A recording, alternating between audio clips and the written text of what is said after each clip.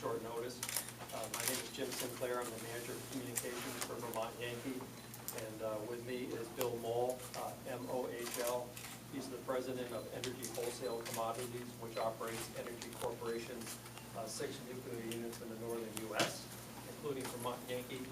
And Bill is right next to me here. And we also have Jeff Forbes. He's the executive vice president of nuclear operations and our chief nuclear officer. And we're going to start by some opening remarks from Bill. Then we're going to turn it over to Jeff, who will also make some remarks.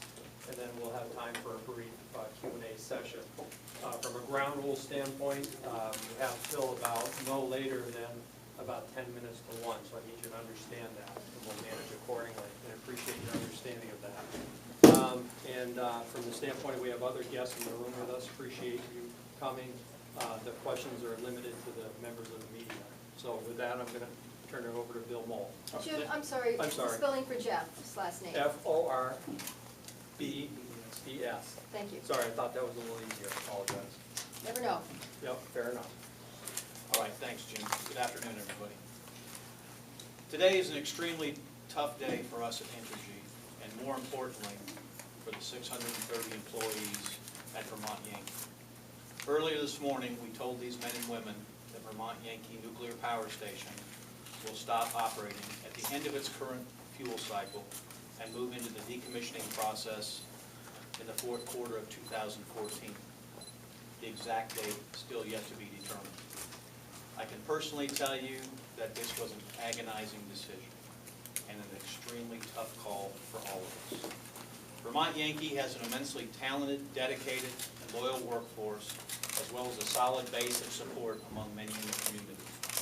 We recognize that closing the plant on this schedule was not the outcome they had hoped for, but we have reluctantly concluded that it is the appropriate action for us to take under the circumstances.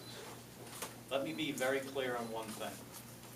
This decision was based on the economics of the plant, not operational performance, not litigation risk, nor political pressure. Simply put, the plant costs exceed the plant revenue, and this asset is not financially viable. Despite its excellent track record, Vermont Yankee is a small, single-unit nuclear station operating in a very challenging market environment. The decision to close Vermont Yankee in the fourth quarter of 2014 was based on a number of factors. First and foremost are the natural gas markets that have undergone a transformational shift in supply due to the impacts of shale gas, resulting in sustained low natural gas prices and wholesale energy prices. Second, the plant has a high cost structure as a single unit plant. Since 2002, we have invested more than $400 million in the safe and reliable operation of this facility. In addition, the financial impact of cumulative regulation is especially challenging to a plant in these market conditions. Third, wholesale market design flaws continue to result in artificially low energy and capacity prices in the region and do not provide adequate compensation to merchant nuclear plants for the fuel diversity and reliability benefits they provide. ISO New England and the stakeholders, including Entergy, are working through an organized stakeholder process to identify and gain support for potential market solutions to be considered by the FERC. But resolution of these issues is not certain and will take a significant amount of time. You've probably heard us say many times before that we are constantly evaluating our portfolio of assets and businesses to determine if it makes sense to hold and optimize, to sell, or to shut down. In the case of this decision, we started an intense evaluation of Vermont Yankee's future financial picture a number of months ago. We did not go into this process with the goal of shutting down the plant. Unfortunately, however, after careful analysis, it becomes painfully clear that Vermont Yankee is simply no longer financially viable. Even with this realization, I can tell you that we had many conversations and numerous deliberations as a management team about this decision. In coming to this very difficult conclusion, we considered carefully the effect of this decision on our four stakeholder groups: our owners, our employees, our customers, and our communities. While extremely tough for many, we are confident that the decision is ultimately the right one.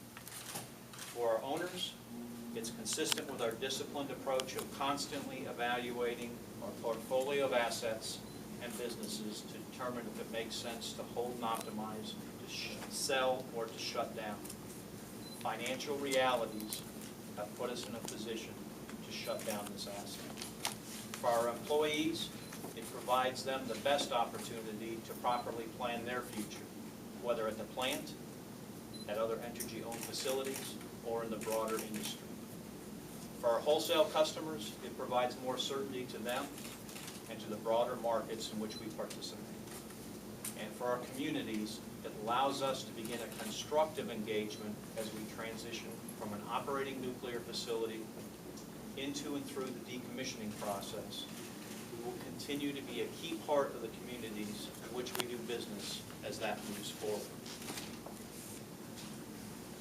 I would like to emphasize that despite this decision, Entergy remains fully committed to nuclear as an important long-term component of our generating portfolio. We continue to strongly believe that nuclear energy's environmental and energy diversity benefits are numerous and necessary to ensure a reliable and sustainable supply of electricity to protect customers against steep or long-term price swings. No other generating source can provide such large amounts of carbon-free electricity reliably around the clock. I especially want to recognize our employees at Vermont Yankee. They are an amazing group of professionals who have done everything we have asked, including running this plant safely and reliably, and also establishing the plant as one of the best places to work in the entire state of Vermont. They generated electricity safely and reliably, day after day and year after year, and we are extremely proud. We absolutely will treat them fairly and assist them through this difficult transition. We believe an orderly shutdown decision provides our employees the best opportunity to properly plan their future. We will also ensure that the plant is properly staffed and safely operated until it is shut down and ultimately decommissioned.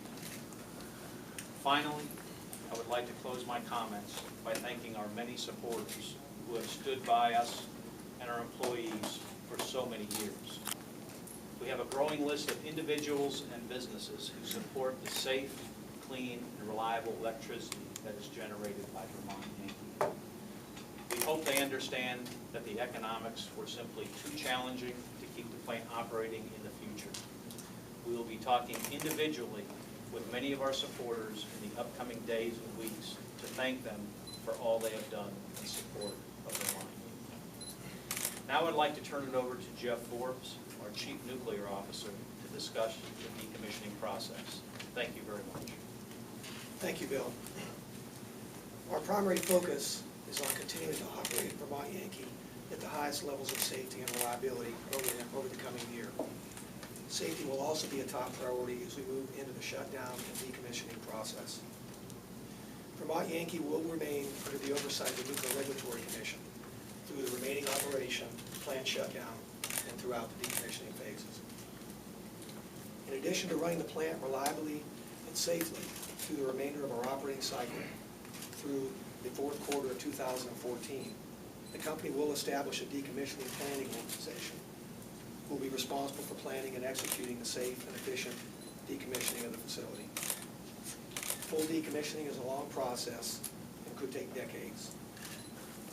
Once the plant is shut down, workers will defuel the reactor and place the plant in safe store, which is an NRC-approved process in which the facility is maintained and monitored in a safe condition, and the decontamination and dismantling of the site occurs later. After defueling, we will then move into a mode of fuel monitoring and performing activities required to secure and lay up the systems. The next step is to move all the fuel to dry casks. After the spent fuel is in dry casks, we will monitor the station and safeguard the dry casks until the fuel is removed when the Department of Energy fulfills its contractual obligations. Near the end of the safe store period, we will complete dismantling and site restoration. Let me close by noting that Vermont Yankee has achieved a capacity factor of 92.4% over the 10-year span that Entergy owned and operated the station. That achievement represents world-class operation for a nuclear facility. The nuclear professionals at Vermont Yankee achieved another impressive feat during the previous operating cycle. They ran breaker to breaker, 493 consecutive days from refueling outage to refueling outage, and they're on track to repeat that again this cycle. We began our comments today by noting that this is a tough day for our Vermont Yankee colleagues. Bill and myself, and along with Chris Wamser, who's the site vice president, were with the Vermont team this morning to deliver this painful news and to answer their questions. The team was obviously extremely disappointed. They're a dedicated, resilient group of men and women, but today was very clearly a tough day for them and for us. But this team has shown us, and this team showed everybody in this room, and this team has shown the communities that they live in, that no matter what's going on around them, they safely and reliably generate the electricity that powers life.